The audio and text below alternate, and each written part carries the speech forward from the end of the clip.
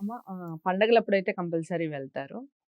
ఇంకా కొంచెం కామెడీగా చెప్పాలంటే, అంటే ఆ మధ్య కాలంలో ఇది చాలా కామెడీగా మాట్లాడేవాళ్ళు. రిజల్ట్స్ అప్పుడు, పెళ్లి కుదిరినప్పుడు, పరీక్షలప్పుడు, పరీక్షలకు పరీక్షలప్పుడు. ముందు. హ్మ్. పరీక్షలు రాసేస్తారు. రిజల్ట్స్ అప్పుడైతే అందరూ గుళ్ళ దగ్గరే ఉంటారు అనేది చాలా కామెడీగా చెప్తూ ఉండే విషయం. అయితే అసలు గుడికి వెళ్ళినప్పుడు ప్రశాంతత కోసం వెళ్తారు కామన్‌గా. గుడికి వెళ్ళినప్పుడు ఎన్ని సార్లు ప్రదక్షిణలు చేయాలి? గుడికొక నియమం అనేది ఉంటుంది. అంటే రాముల వారి గుడికి ఇలా అని, లేదా వెంకటేశ్వర స్వామి గుడికి ఇలా అని. అలా ప్రదక్షిణలో ఏమన్నా తేడాలుంటాయా చెప్పండి? ఏమోనమ్మా, మాకు తెలిసి మేము పెద్దల దగ్గర తెలుసుకున్నది, గురువుల దగ్గర తెలుసుకున్నది, గుడిలో దేవుడికి 3 సార్లు ప్రదక్షిణ చేయడం అన్నది తెలుసుకున్నాం. హ్మ్. కానీ ఈ మధ్య కాలంలో ఏమిటో ఫలానా దేవుడుంటే 4 సార్లు జెయ్యాలి. హ్మ్. ఇంకొక ఫలానా దేవుడుంటే ఇలా సగం వెళ్ళి ఇలా అవును. వెనక్కి రావాలి. ఇటొచ్చి ఇటు చెయ్యాలి. ఇలా రకరకాలు చెప్తున్నారు. నాకు తెలీదమ్మా అవి. హ్మ్. నాకు తెలిసింది శివాలయమైనా, విష్ణువాలయమైనా, అమ్మవారి ఆలయమైనా, హ్మ్. ఏ దేవాలయమైనా నాకు మా పెద్దలు చెప్పిన ప్రకారం 3 సార్లు ప్రదక్షిణం చేస్తాను. హ్మ్. 3 సార్లు ఎందుకు అంటే, మనకున్నటువంటిది ఈ శరీరానికి 3 కోశాలున్నాయి. హ్మ్. భౌతిక, మానసిక, శరీరం. హ్మ్. కారణ శరీరాలు.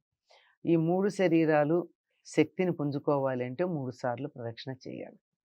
హ్మ్. ప్రదక్షిణ చేయడం వల్ల ఏ శక్తి అయితే మనం మూల విరాట్‌లో ఉన్నదో హ్మ్. అక్కడ స్థాపన చేయబడి, ఆ శక్తి చుట్టూతా 3 సార్లు తిరగడం వల్ల హ్మ్. మనం మంచి శక్తిని పుంజుకుంటాం. హ్మ్. అలా తిరగడం వల్ల శక్తొస్తుందని మనం ఫిజిక్స్‌లో కూడా చదువుకుంటున్నాం. హ్మ్. ఆ హ్మ్. శక్తిని పుంజుకుంటాము.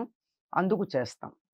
హ్మ్. అంతేగాని ఇన్ని సార్లు, అన్ని సార్లు అన్నది మరి ఎక్కడ ఏ శాస్త్రంలో ఉండుండొచ్చు, నాకు తెలీదు. హ్మ్. నాకు తెలీదని చెప్తున్నాను.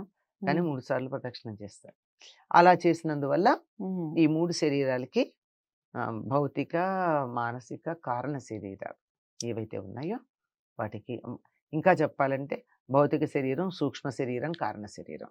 ఓకే. ఈ మూడింటి కూడా శక్తిని పుంజుకుంటాయి. అందుకని ప్రదక్షిణ 3 సార్లు చేయాలని చెప్తారు. హ్మ్. మీరన్నట్టు తేడాలు ఉన్నాయని నేను విన్నాను. హ్మ్. నాకు తెలీదు. ఓకే. అంతే, విన్నాను. ఉన్నారు. రైట్. వినికిడి మాత్రమే. హ్మ్. 3 చేస్తే సరిపోతుంది మీకు తెలిసి. లెక్కంతే. లెక్కంతే. మాకు తెలిసిందంతే. హ్మ్. నేను పెద్దల వలన విన్నది, మా గురువులు నాకు చెప్పింది అంతే. హ్మ్. హ్మ్. చాలా స్పష్టంగా, నిక్కచ్చిగా చెప్పేస్తారు అమ్మ. ఇక నుంచి పాటించే ప్రయత్నం చేయండి. రకరకాలుగా చాలామంది చాలా రకాలుగా మాట్లాడుతూ ఉంటారండి. అది అది కామన్. ఎవరికి తెలిసింది వాళ్ళ అమ్మన్నట్టుగా వాళ్ళకి తెలిసి ఉండొచ్చు. ఎక్కడన్నా చదువు ఉండొచ్చు. ఎవరైనా చెప్పుండొచ్చు. అది వేరు. కానీ మనకి తెలియకుండా ఏదో గుడ్డిగా చేసే ప్రయత్నం కన్నా తెలుసుకొని ఖచ్చితంగా ఇది పాటిస్తేనే మంచిది అని ప్రయత్న ఫలంగా అలా చేసుకోవడమే మంచిది.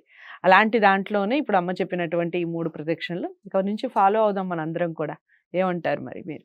తప్పకుండా ఇలాంటి వీడియోస్‌ని లైక్ చేస్తారా? చేస్తారనే అనుకుంటున్నాను. అందరికీ షేర్ చేయండి.